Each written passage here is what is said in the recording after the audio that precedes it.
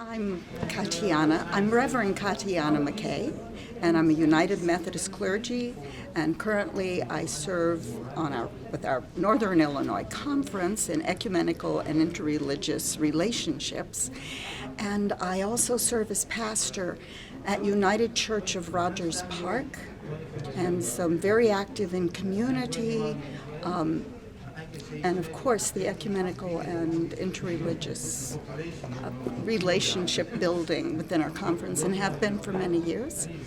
So I've been working with and friends of CIOGC, as well as Niagara Foundation here in Chicago, and then beyond that. And I have attended ISNA before, and it was very fortunate. I was very glad. So last night, attending the interfaith dinner, I heard Maulana, and then of course received the book, The Age of Peace, and I wanted, after returning home last night and this morning, I wanted to at least skim the book. I certainly didn't have time late last night and this morning to read, but I was very moved and recognized the work that I think we of all faiths, people of peace, are looking for, knowing that there's an alternative way. It's not just saying yes to everything and having kind of dead, smiling relationships, but it's about truly engaging and learning from each other and respect. And it's also certainly violence will never bring us peace. So for me, as I skimmed through the book and as I heard his words last night, to me I really recognized the way that I understand peace and faith through, as a Christian, through Jesus. And this is a hard way to walk for us as Christians, this middle way of peace, of recognizing that it's not in the extremes, and there is a new way, and actually we're finding this new way together. And so it was important for me to be here this morning, and I realized coming in, and certainly that I wasn't going to possibly understand everything, but and certainly as some of the language going in and out, but it was very interesting that what I saw here toward the end of this session was those that want to debate rather than listen and perhaps learn something new that they could, even if they totally disagree. It's so important that today that we listen and we take something back with us and we allow God to work with us to discern and see where is the place that God is called, the new place God is calling us. Because whether we're Christian or Muslim or Jews, Hindus, we're all being called to a place that of amazing engagement where God is present. And in fact, God is already ahead of us. God is just so we're not even going to find where God is bringing us if we can't listen. How he finds his peace concept with your peace concept. Is it aligned? Do you see it? Yes, and you can cut this, but I wish I could say what I said earlier because I was excited about his peace concept. There was a point.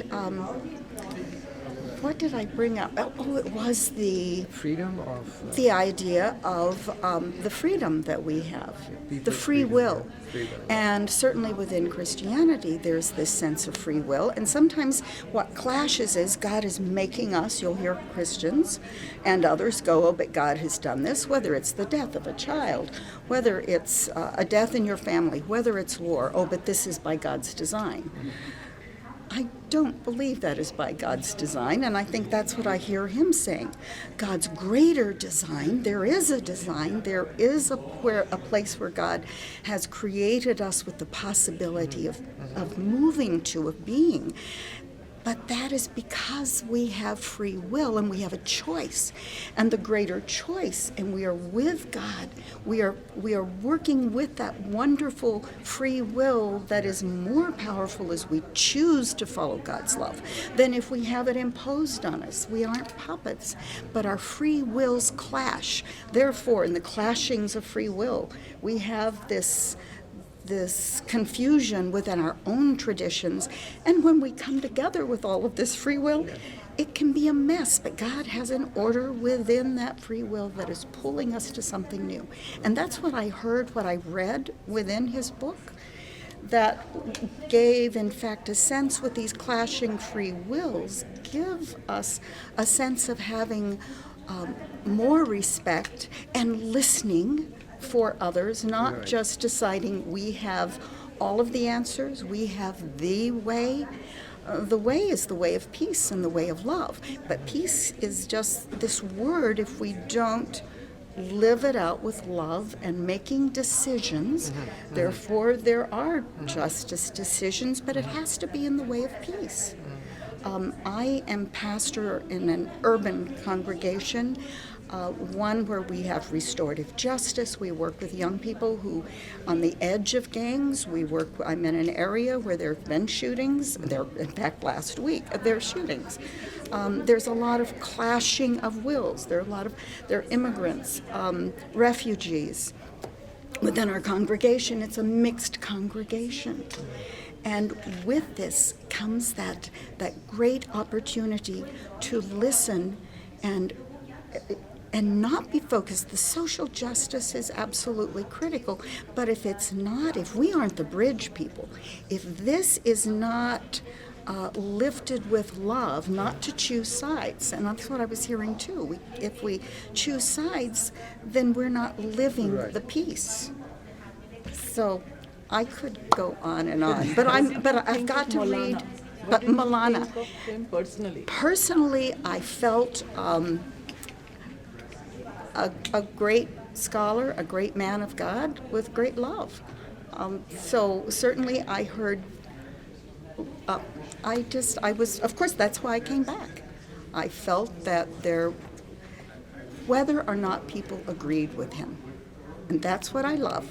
He was sharing what he believes in his heart and is the way to peace. And love is the only way. Whether it's Maulana or Jesus or Rumi, Fethullah Gulen, amazing, but it is love. So, what's one message you'd want to give to someone who's involved in violence? First, it's hard to say, here's the message for someone involved, because we become involved in violence because we aren't anchored in peace. So for me, it's encouraging someone to move deeply into their faith, wherever that faith is, to become, as others have said, a better Christian, a better Muslim, a better Hindu, a better Jew, wherever that is. And sometimes on the edge, I think it's always trusting that God is in the midst of this.